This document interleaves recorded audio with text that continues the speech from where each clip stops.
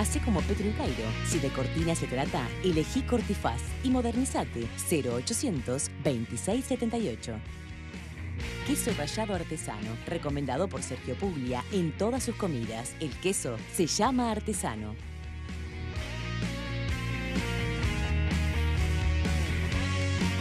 Último tramo de nuestro encuentro de esta tarde. Último tramo, sí, junto a Elvira Domínguez, que es directora del BPS en representación de las empresas. ¿Cómo está? Bienvenida. Muy bien, muchas gracias. Estaba mirando que en el reportaje subrayado, y esto obviamente citando debidamente a las fuentes, creo que es usted misma, la mitad de las licencias por enfermedad, la mitad, que se presentan a los BPS no se ajustan a la realidad. Es una cifra extraordinariamente alta.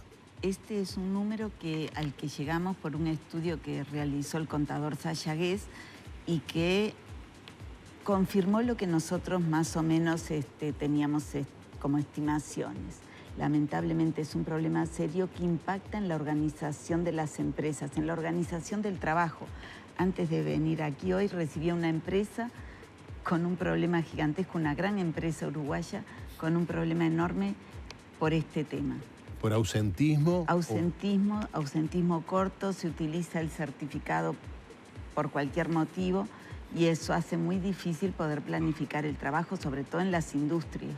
Me han contado en algún tipo de industria, de dueños extranjeros, sobre todo de países donde las costumbres son distintas, que no pueden entender cómo los trabajadores, aún sabiendo que pierden el presentismo, tienen niveles de ausentismo que son realmente difíciles de entender. Sí, lo que pasa es que en Uruguay no pierden el presentismo ahora, porque hay una ley de hace unos años que establece que si la falta es justificada por enfermedad o por un paro del PIT-CNT, no se pierde el presentismo. Entonces eso invalidó totalmente ese premio o ese estímulo a concurrir a trabajar. Premio con el que discrepo. Yo creo que la gente hace un contrato de trabajo y tiene que cumplir, no tiene que pagarse un presentismo para que haga lo que debe hacer. Pero bueno, también está invalidada esa herramienta.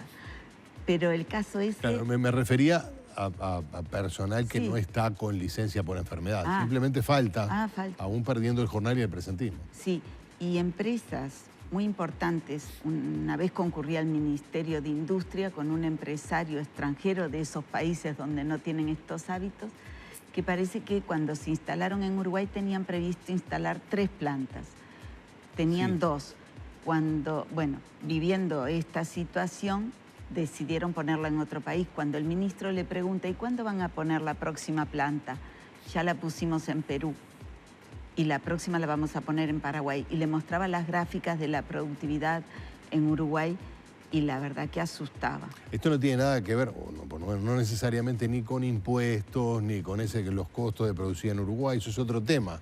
¿Tiene que ver estrictamente con el ausentismo, Elvira? Sin duda, sí. Era por ausentismo que la empresa decidió instalarse en otro país. Una pena, ¿no? Porque son puestos de trabajo que perdemos nosotros y que necesitamos, obviamente, y sobre todo en industrias que no son... A ver, porque venir y poner una gran superficie, un capital extranjero, comprar y vender, lo hace cualquiera, pero instalar una industria, traer una tecnología, creo que deberíamos ser mucho más cuidadosos en esos escenarios. En las certificaciones, dice un televidente, médicas, hay un gran porcentaje de certificación complaciente, con lo cual son culpables los médicos. Dice este televidente que fue médico certificador y que nunca dio licencia médica a quien no lo merecía.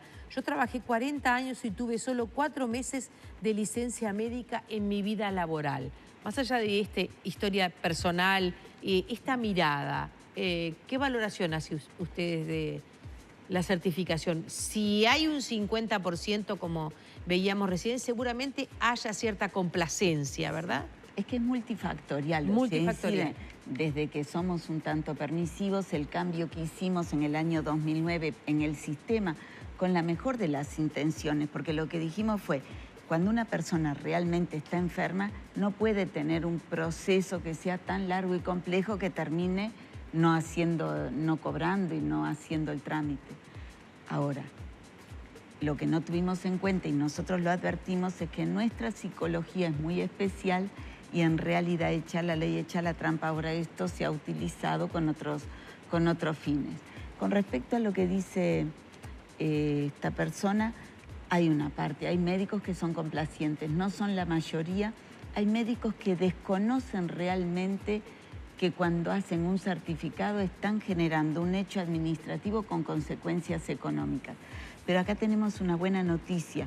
En el día de ayer volvimos a hablar con el doctor Glauco Rodríguez, que es el presidente del Colegio Médico, con quien ya acordamos tener una reunión en el mes de febrero para hacer un planteo desde la representación empresarial con algunos de los actores involucrados en este tema de las certificaciones, porque ellos también visualizan un problema. Consultas que se llenan y a veces es solo para retirar un certificado, mientras que hay una persona que tal vez necesitando ser atendida no encuentra número. Es un problema que tiene múltiples aristas, pero hemos visto en estos días como que hay una sintonía.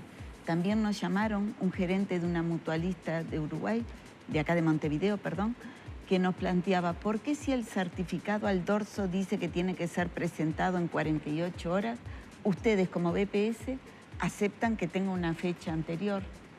Bueno, eso es un problema, ya vamos a trabajar sobre ese punto también. Creo que llegó el momento de ponernos a trabajar para encontrar una solución a un problema que le ocasiona ingentes gastos al erario público y que nosotros, directores del BPS, que tenemos la responsabilidad de administrar ese dinero, no lo estábamos haciendo muy bien. Elvira, ¿están pensando están estudiando la posibilidad de ponerle multas a aquellas personas que se benefician de este sistema de manera indebida? Exactamente. El planteo es, de la misma forma que cuando nosotros detectamos una jubilación falsa porque presentaron testigos falsos o porque firmó una empresa que no existía, en ese caso hacemos la denuncia penal y además le cargamos a la persona un cobro indebido, porque cobró indebidamente, claro, ilegal, no tenía el derecho, y ese cobro le queda y hasta que no lo pague no va a poder acceder a otros derechos, lo que decimos es, ya estamos controlando las certificaciones médicas. Hay mucha gente que ha sido llamada para tener una junta médica, eso quiere decir que se sospecha que hay algo que no está bien. Pero cuando se detecta, lo único que se está haciendo por ahora es darle el alta al término. Nosotros lo que decimos es, si constaté que no estaba enfermo o que no debía estar en goce de esa licencia, lo que estuvo fue cobrando indebidamente. Pues apliquemos la misma norma que le aplicamos a los jubilados. Cobro indebido, y yo iría más lejos, denuncia penal. Pero creo que le iba a preguntar si más allá de eso, si no hay un principio de estafa. De estafa. Incluso, llegado el caso, hasta el médico podría estar involucrado, porque un certificado médico es como el certificado que emite un escribano. Claro. Hay una responsabilidad, estoy dando fe, y es como un cheque en blanco, estoy dando fe diciendo, este señor no puede ir a trabajar y usted le tiene que pagar. Bueno, para mí ameritaría hasta una denuncia penal. No queríamos avanzar tanto para no asustar, pero en un futuro creo que tendremos que transitar por ese camino. Eso para los trabajadores y eventualmente para los médicos que participen de la certificación. Sí, todo el que esté implicado en esa maniobra, una vez constatada y detectada, debería hacerse esa denuncia. Además de esa tercera pata de la autocrítica que tiene que ver con la fecha del certificado, también, que parece un muy buen precedente, ¿no? Decir, bueno, estos son los errores multifactoriales que vienen de afuera, pero esto lo generamos nosotros. Son nuestros. O los hemos ido apañando por lo pronto. No, que las cifras además, no sé si tienen un cálculo estamos hablando de unas 34.000 personas, ¿no? Sí, más o menos, que es un 3,34, 3,50 y pico %, y se ha dicho de la cantidad de cotizantes. No es de la cantidad de cotizantes, es sobre los cotizantes con derecho a cobertura de salud por el Banco de Previsión Social, porque pensemos que este número es mucho mayor si tomásemos los empleados públicos, o sea, claro, todo el funcionario estatal cobra el 100% de su sueldo del propio organismo. Estos son aquellos trabajadores de la actividad privada que van y cobran en el Banco de Previsión Social. ¿Cuánto estamos hablando de cuánto dinero se estaría unos perdiendo. 200 millones de dólares pagamos al año, serían unos 100 millones de dólares Una que se están fortuna yendo de por dinero. aquí probablemente. Una fortuna. Sí, una fortuna. Qué locura.